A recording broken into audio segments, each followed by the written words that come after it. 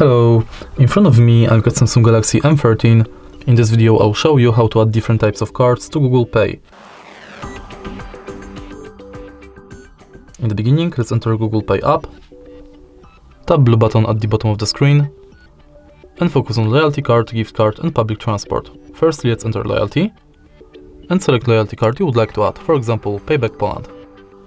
Now you can scan your card, or enter details manually.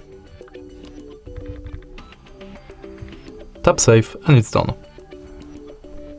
Next, let's select gift card and similarly to loyalty card, select shop, enter card number, PIN, balance, your notes and tap Save.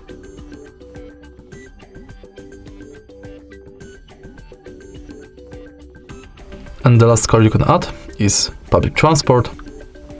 If you are able to find your public transport selected, you'll be redirected to a website where you have to finish the inside form. All of your cards will appear right here. If you find this video helpful, please leave a like, comment and subscribe.